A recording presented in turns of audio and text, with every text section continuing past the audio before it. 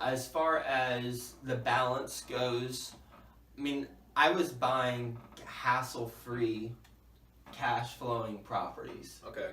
Therefore, there wasn't much time that it took.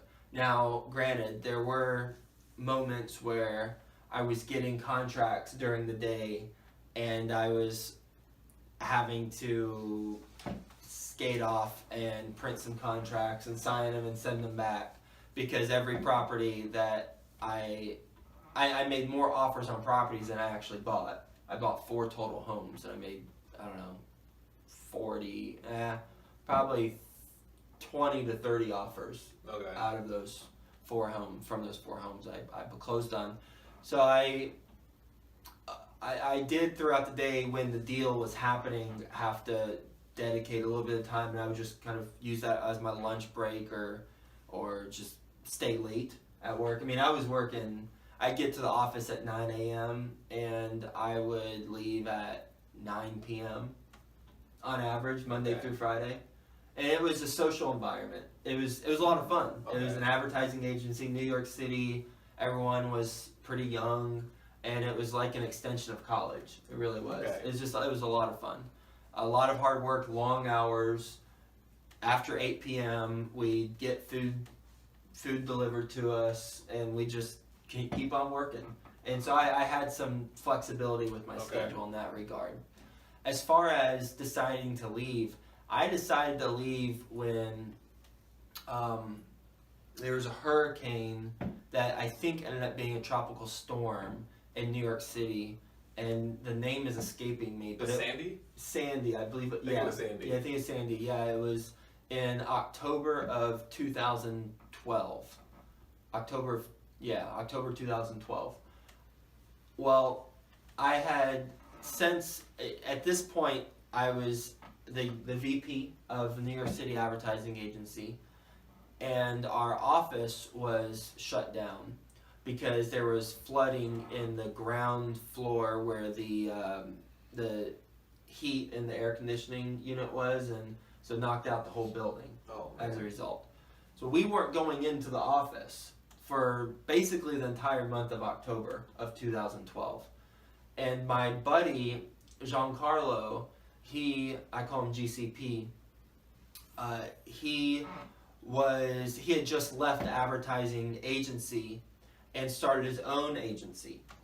And I met with him for lunch at a place in the West Village, and I was sitting there with him. We're looking out the window. He was working on his stuff. I was working on my stuff. And I just had a realization, this is what I need to be doing. I need to be able to command my time. I cannot be going into the office every day and punching in, punching out, doing something that I don't care about at all. I can't be doing it. And up until that point, I didn't mention this, but I was, that question fast forwarded to me buying these 4 homes, right? So you just fast forwarded time.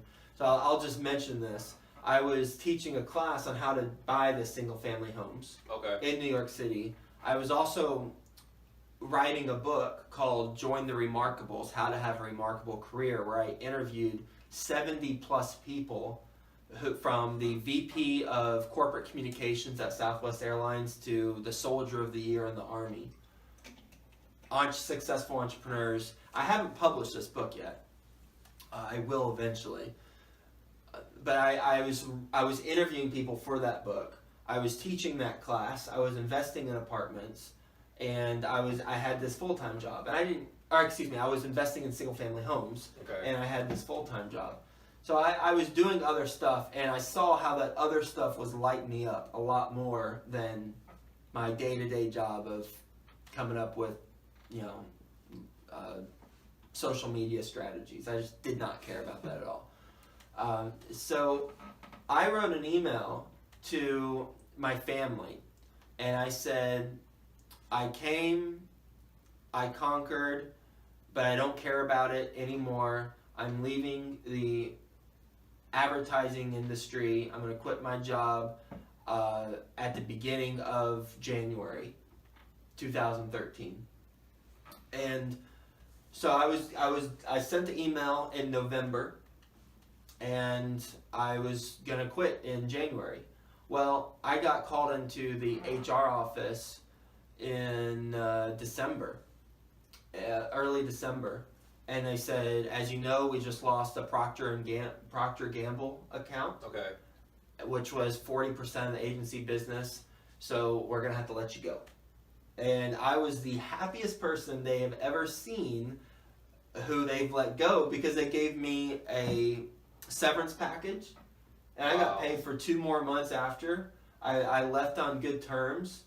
You know, it was the most incredible thing that could have happened for me, because I was basically getting paid. I didn't have to work the rest of December, and I got paid all of December and all of January. Yeah. And I was gonna quit at the end of December anyway. So it was, and by the way, even if I was doing as well as I did at the previous agencies, because I was at my first agency for 9 months, my second agency for like 7 years, and my third agency for 9 months. And the middle agency, the one I was there for so long, I was thriving. I loved it. But the last one, the culture wasn't right. So I wasn't excelling. And if I was excelling, they wouldn't have let me go. The Procter & Gamble reason was a good reason, and they let go a lot of people. But quite frankly, if I was excelling the way I was excelling at a previous company and I was focused on it, they wouldn't have let me go. Yeah. So I'm not saying, I don't want to say that the only reason I got let go is because of some account being lost. If I was valuable enough to the agency, they would have kept me. Because in 2008, at the middle agency, they had to let go like 80% of the people, and I stayed on, and I grew with the company because I was loving it, and I was all in. But when the first round hit on this with this third company, I got let go primarily because I think I wasn't doing a good job, which I wasn't.